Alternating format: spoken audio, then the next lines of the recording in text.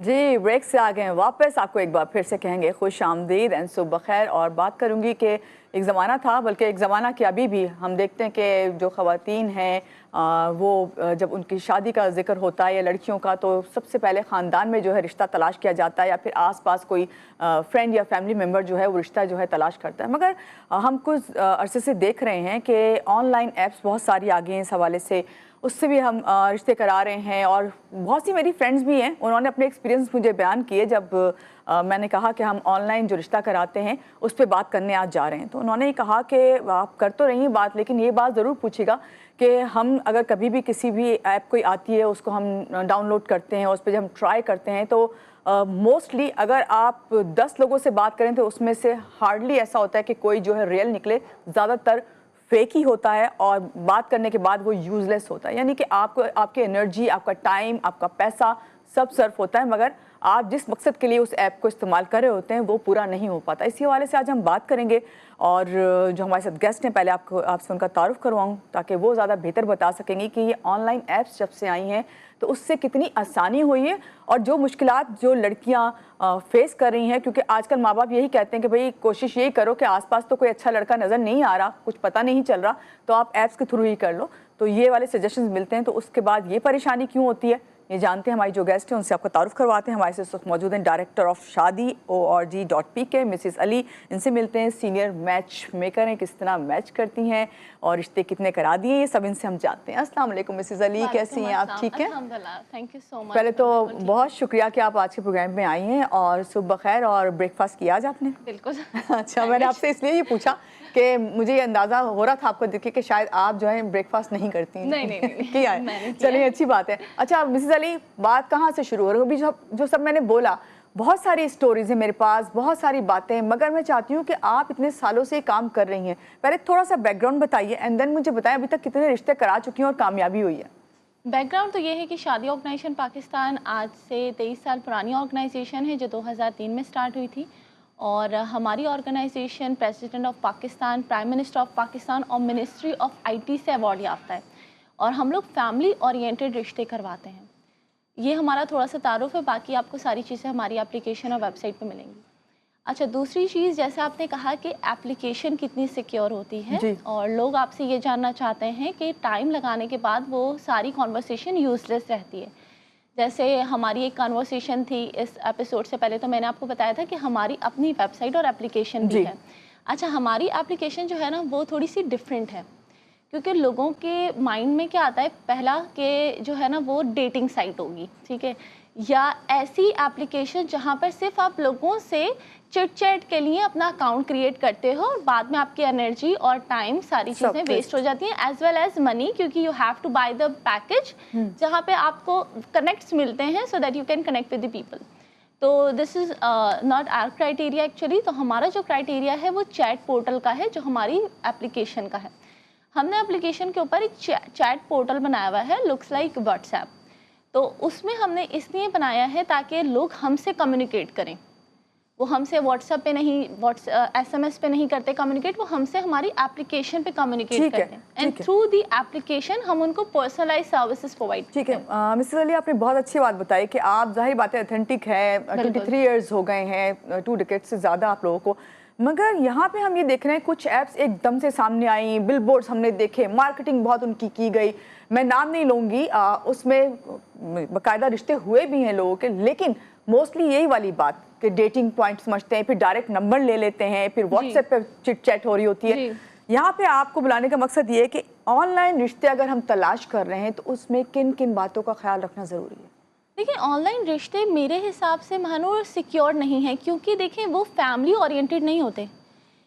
Candidate हमेशा अपना account individual बनाता है, लड़का अपना अकाउंट बनाता है, लड़की अपनी अकाउंट बनाती है, वहाँ पे फैमिली इन्वॉल्व नहीं होती। और जहाँ पे फैमिली इन्वॉल्व नहीं होती वहाँ पे आपको बैकग्राउंड का नहीं पता चलता जी। जैसे मैं आपको अपना बता रही हूँ, हमारा ये होता है कि हम क्लाइंट को कहते हैं कि हमसे बात करो हमारी एप्लीकेशन पे आके। This is the huge difference between, हम कहते हैं हमारी एप्लीकेशन सिर्फ हमसे बात करने के लिए है एंड आफ्टर दैट हम उनको 1-to-1 रिश्ते दिखाते हैं जो कि फैमिली ओरिएंटेड होते हैं। किसी भी बंदे से इस तरीके से पोर्टल पे आके कम्युनिकेट करना, उसका बैकग्राउंड आपको नहीं पता, एप्लीकेशन की ऑथेंटिसिटी आपको नहीं पता, वो बंदा खुद कितना रिलायबल है ये नहीं पता, वो ऐप बनाई किसने है ये भी आपको नहीं पता। यहाँ पे ऐप की आप बात करिए, मैं तो ऐसे ऐसे केसेस सामने आए हैं और पढ़ा है मैंने इस बारे में कि भाई ये लड़के लड़कियां नहीं होते, वो शादीशुदा मर्द होते हैं, इनकी 2-2 3-3 शादियां हुई भी होती हैं, बच्चे होते हैं, यंग बच्चे होते हैं, वो अकाउंट बनाते हैं। लेकिन लड़कियां जो हैं वो फेक इतनी नहीं होती जितने, क्योंकि वो तो जाहिर बात है सीरियस उस पे। लेकिन मानूर ये देखिए ना, जो लड़के ऐसे होते हैं कि टाइम पास करते हैं, वो अपनी अकाउंट बनाते हैं लड़कियों के नाम पे, लड़कियों के नाम। ठीक है, तो देखिए ये एक पूरा गेम है, उससे टाइम वेस्ट होता है। अच्छा, इस बात से ना मिसेस अली के मुझे एक बात याद आ गई एकदम से, एक जोक में पढ़ रही थी कहीं पे कि उसमें था कि एक लड़का जो है वो कहता है कि मैंने लड़की के नाम से अकाउंट बनाया, पहले तो कोई मुझसे बात नहीं करता था, लेकिन अब हर कोई जो है उसका मैं पहला इश्क हूं। तो कुछ ऐसा हो जाता है सोशल प्लेटफॉर्म पे, यू कैन नॉट आइडेंटिफाई के। अच्छा, आपने कहा मिसेस अली पहले तो ये कि आपको फैमिली ओरिएंटेड अगर रिश्ते चाहिए तो वो ऑनलाइन नहीं है, इस बात को समझ जाएं, लेकिन चलें हम मजबूर हैं, हम इस कंट्री में नहीं रह रहे हैं, हमने ऑनलाइन जो है रिश्ता करना है, पाकिस्तान से बाहर कर रहे हैं या पाकिस्तान से जो बाहर हैं वो पाकिस्तान में रिश्ता करना चाह रहे हैं, तो वो ऑनलाइन ऐप्स को यूज़ कर रहे हैं। तो ऐसी सूरत में किस तरह आप उस ऐप को इस्तेमाल करें? उस ऐप को पहले तो ऐसे इस्तेमाल करें कि पहले तो आप उस ऐप के भी बैकग्राउंड में जाएं कि वो ऐप किसने बनाई है, कब से चल रही है, क्या सिस्टम है, क्योंकि आपको पता है आजकल आपके सॉफ्टवेयर हाउसेस जगह जगह बहुत सारे खुल गए हैं, तो आपकी कोई सी भी चीज़, वेबसाइट हो या एप्लीकेशन हो, वो आपकी बहुत जल्दी डेवलप हो सकती है, ठीक है ना। लेकिन उसमें डेटा कैसा है, वो कहाँ से आ रही है, कब से आ रही है, ये चीज़ का जानना बहुत इंपॉर्टेंट है। दूसरी टिप ये है कि अगर आप किसी से बात कर रहे हैं तो आप उसकी फैमिली को कनेक्ट करने की कोशिश करें बनिस्बत कैंडिडेट के, क्योंकि फर्स्ट में तो जाहिर सी बात है आपसे कैंडिडेट ही टकराएगा, लेकिन अगर आपको प्रोफाइल अच्छी लग रही है, आप इंटरेस्ट शो कर रहे हो, तो आप हमेशा उस कैंडिडेट को ये कहो कि ask your parents to connect with me, ताकि वहाँ पे आपको थोड़ा सा एक फैमिली ओरिएंटेड प्रपोजल नज़र आए, तो आपके पास थोड़ी सी ऑथेंटिसिटी या श्योरिटी आती है और दिल मुतमईन होता है। तीसरी इंपॉर्टेंट टिप ये है कि फौरी ना किसी को घर पे बुलाएं और ना ही किसी के घर पे जाएं, क्योंकि देखें ऐसे बहुत सारे स्कैम होते हैं, ठीक है, कि आपने बुला लिया या आप चले गए तो वहाँ पे बहुत सारे क्राइम्स हो जाते हैं। तो आपने सबसे पहले टेलीफोनिक कम्युनिकेशन पे राब्ता बहाल रखना है, उसके बाद आपने वीडियो कॉल पे राब्ता बहाल रखना है, उसके बाद आपने वर्क स्पेस को देखना है। अगर बंदा कहीं काम करता है तो उसको पहले ही इन्वेस्टिगेट कर लें, उनको बुलाने से पहले या उनके जाने से पहले, ताकि आपको वर्क स्पेस यानी ऑथेंटिसिटी प्रोफाइल की पता हो। देन फिर आप उनके घर जाएं या उनको अपने घर बनाएं। These are the most important tips जो मैंने आपको 3 बताई, क्योंकि लोगों के साथ यही होता है जहाँ पे उनके साथ स्कैम हो जाता है। तो अगर हम इन चीज़ों के ऊपर करेंगे तो नहीं होगा। आपने बहुत अच्छी बात की। सबसे पहले आपका बेशक जो इंडिविजुअल है उससे कनेक्शन होता है, लेकिन आप फैमिली से ज़रूर कनेक्ट हो, जब भी आपको पता चलेगा कि कितना अथेंटिक है।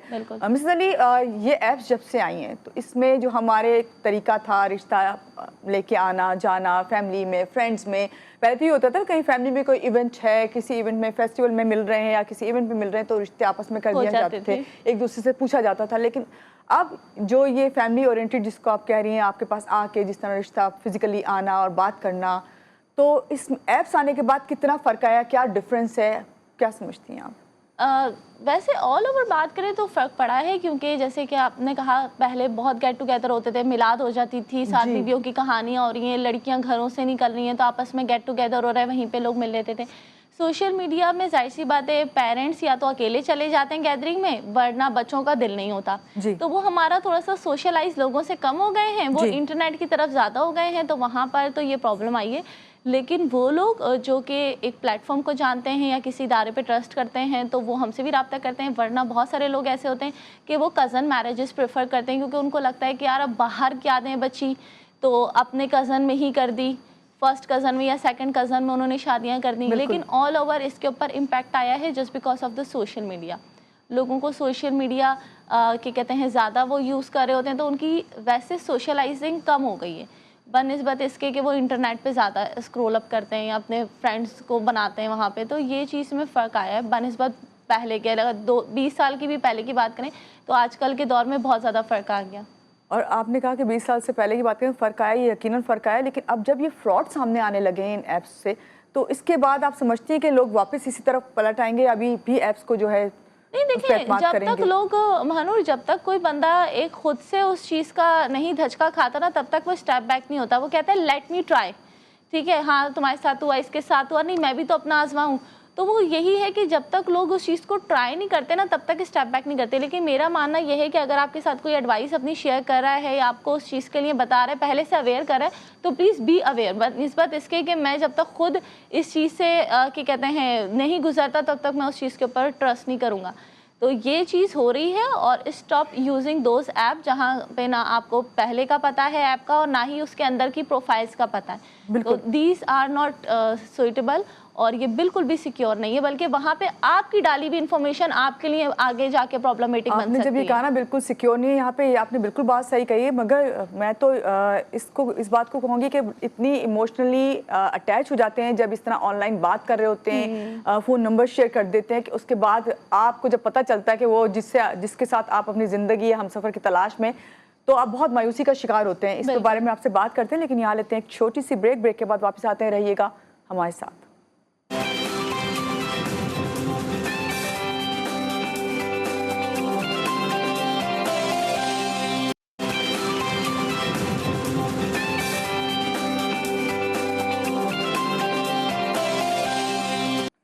जी, ब्रेक से आ गए वापस, हमारे साथ हैं मिसेज़ अली और बात हो रही है कि ऑनलाइन जब रिश्ते की तलाश की जाती है तो ख़वातीन ख़ास तौर से बहुत मायूसी का शिकार हैं। इसी पे बात कर रहे थे मिसेज़ अली से। मिसेज़ अली, मुझे ये बताइए, मैंने आपसे कहा कि जब मायूसी का शिकार होती हैं तो ज़ाहिर बात है फिर वो ऐप्स को तो इस्तेमाल नहीं करेंगी ना। ऐप्स जब बनी है और आप कह रही हैं कि अथेंटिक ना हो, उस वक्त तक आप जो है उसको यूज़ ना करें, पता कैसे चलेगा कि ये अथेंटिक है?